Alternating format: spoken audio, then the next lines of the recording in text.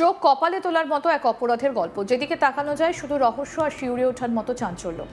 Cinema বা thriller উপন্যাসের পাতা থেকে উঠে আসা চিত্রনাট্যকেও যেন লজ্জা পাইয়ে দিয়েছে বাস্তবের এই ঘটনা। আপনারা অনেকেই হয়তো অজয় দেবগনের দৃশ্যম সিনেমাটা দেখেছেন, যেখানে নিখোঁজ মানুষকে এমন এক জায়গায় লুকিয়ে রাখা হয়েছিল যা কেউ কল্পনাও করতে পারেনি। কিন্তু গুজরাটের জামনগর থেকে যে সত্য সামনে এসেছে তার থ্রিলার সিনেমাকেও হার মানায়। প্রায় দীর্ঘ 2 বছর ধরে একটা গোটা পরিবার বিশ্বাস করে বসেছিল যে তাদের ঘরের ছেলে জিগ্নেশ মাভাদিয়া সুদূর অস্ট্রেলিয়ায় পাড়ি দিয়েছেন। সেখানে তিনি নাকি দারুণ চাকরি করছেন, সুখে আছেন, টাকা কামাচ্ছেন। ফোনে বা মেসেজে সেই মিথ্যের জাল এমন নিখুঁতভাবে বুনে রাখা হয়েছিল যে কারোর বিন্দুমাত্র সন্দেহ করার কোনো অবকাশই ছিল না। কিন্তু শেষ রক্ষা হলো কই? সত্যের ঢাক বেশি দিন চাপা থাকে না, আর সেই মিথ্যের মুখোশ যখন খুলল তখন যা বেরিয়ে এলো তা শুনলে যে কোনো মানুষের রক্ত জল হয়ে যাবে। আসুন একটু গোড়া থেকে পুরো ঘটনাটা খতিয়ে দেখা যাক। ঠিক কি ঘটেছিল গুজরাটের জামনগরে? পুলিশ সূত্রে যা জানা যাচ্ছে, জিগ্নেশ মাভাদিয়া নামের এক ব্যক্তি হঠাৎ করে যেন হাওয়ায় মিলিয়ে গিয়েছিলেন। তার পরিবারকে জানানো হয়েছিল যে তিনি নাকি কাজের সূত্রে ভারত ছেড়ে বহুদূরে অস্ট্রেলিয়া চলে গিয়েছেন। বাবা, মা, ভাই, বোন, পরিবারের প্রতিটা মানুষ এই মিথ্যেটাকে পরম সত্য বলে মেনে নিয়েছিলেন। কিন্তু এই নিখোঁজ হবার গল্পের আড়ালে লুকিয়েছিল একটা বিভৎস জানে শেষ করে দেবার ইতিহাস। পুলিশি তদন্তে যা উঠে এসেছে তা শুনলে আপনার মেরুদণ্ডের ঠান্ডা স্রোত বইতে বাধ্য। তদন্তকারীদের জোরালো অভিযোগ, জিগ্নেশকে সুপরিকল্পিতভাবে জানে শেষ করা হয়েছিল এবং তার সেই দেহটাকে সাধারণ কায়দায় কোথাও ফেলে দেওয়া হয়নি। তাকে সায়ানাইড খাইয়ে জানে শেষ করার পর সোজা নিয়ে যাওয়া হয়েছিল একটা কারখানার ভেতরে, আর সেখানেই মাটির প্রায় 12 ফুট গভীর গর্ত খুঁড়ে মেঝে পাকা করে চিরকালের মতো চাপা দিয়ে দেওয়া হয়েছিল তার শরীরটাকে।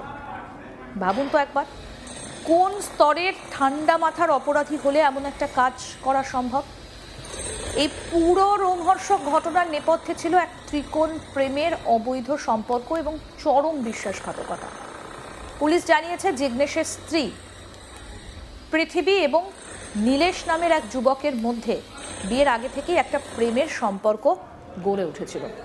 দুর্ভাগ্যবশত পৃথিবীর সঙ্গে জিগ্নেশের বিয়ে হয়ে গেলেও সেই অবৈধ সম্পর্কের ইতি হয়নি।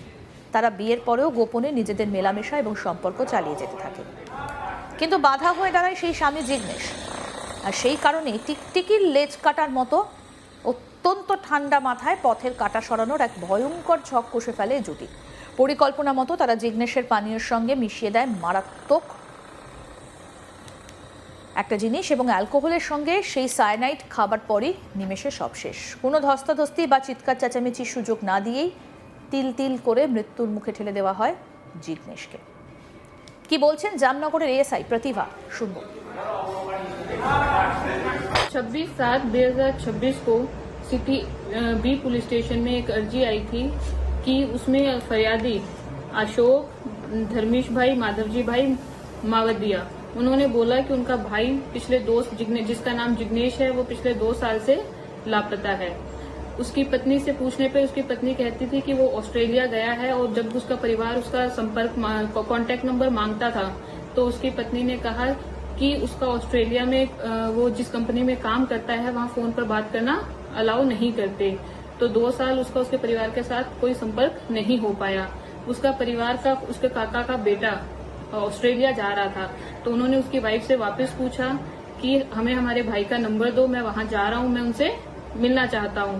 तब उसकी वाइफ ने उन्हें बताया, पुलिस की जब धमकी दी गई तो उसकी वाइफ ने बताया कि उसको तो हमने 2 साल पहले मार दिया है।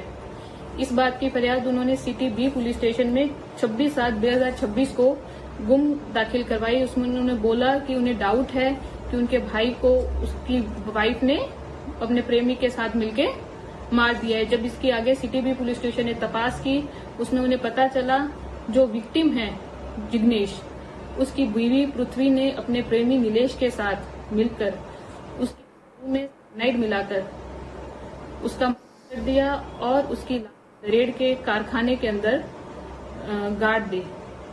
और अभी इसका आगे की वहाँ खोदकाम चालू है। आगे की जो भी अपडेट होती है हम आपको देंगे।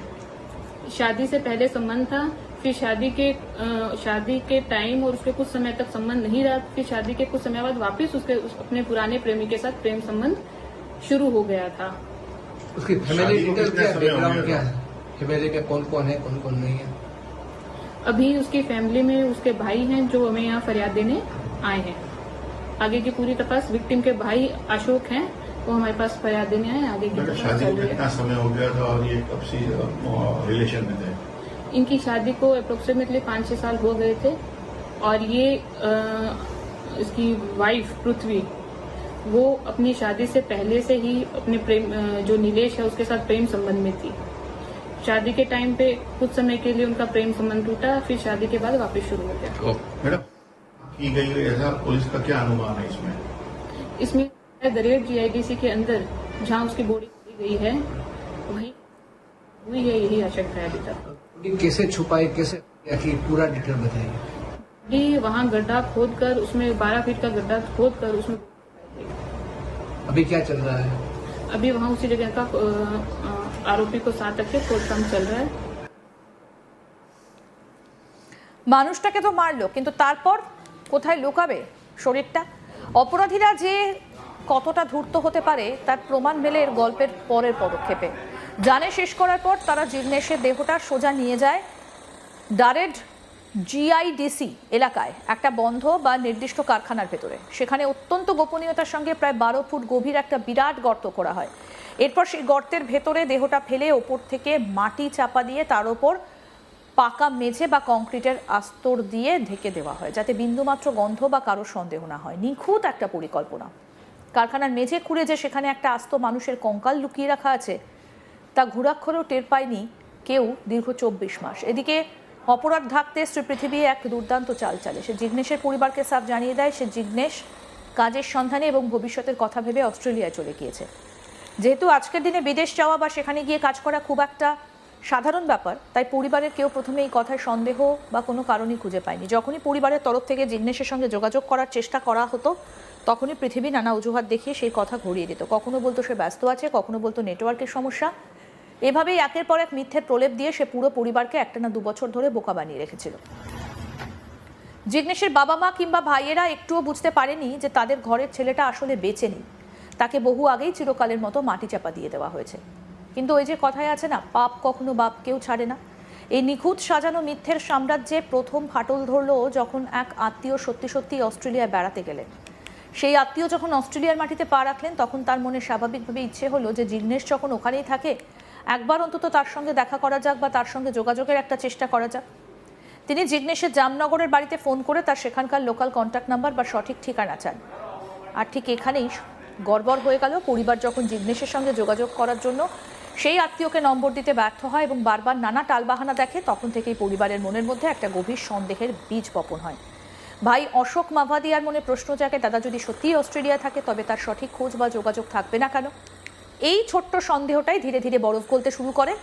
জিগ্নেশের ভাই অশোক মাভাদিয়া আর চুপ করে বসে থাকেননি। তিনি সোজা চলে যান জামনগরের সিটি বি পুলিশ স্টেশনে এবং একটা নিখোঁজ ডায়েরি বা লিখিত অভিযোগ দায়ের করেন। পুলিশ তখন এই সাধারণ নিখোঁজের ঘটনাটাকে খুব হালকাভাবে না নিয়ে গভীরভাবে তদন্ত করার সিদ্ধান্ত নেন। তদন্তের দায়িত্ব নেন এসিপি প্রতিভা। পুলিশ প্রথমে জিগ্নেশের স্ত্রী পৃথিবীকে ডেকে পাঠায়। গোড়ায় সে বরাবরের মতো পুলিশকেও বিভ্রান্ত করার চেষ্টা করে এবং সেই পুরনো অস্ট্রেলিয়ার গল্পই ফেঁদে বসে। সে বোঝানোর চেষ্টা করে যে জিগ্নেশ বিদেশে আছে এবং তাদের মধ্যে যোগাযোগ নেই। কিন্তু পুলিশের দীর্ঘ এবং কড়া জেরার সামনে আর টিকতে পারেনি মিথ্যে। তারপরেই পুরো বিষয়টা সামনে আসে। আরও আপডেট পেতে দেখতে থাকুন আজ তাক বাংলা, সাবস্ক্রাইব করুন।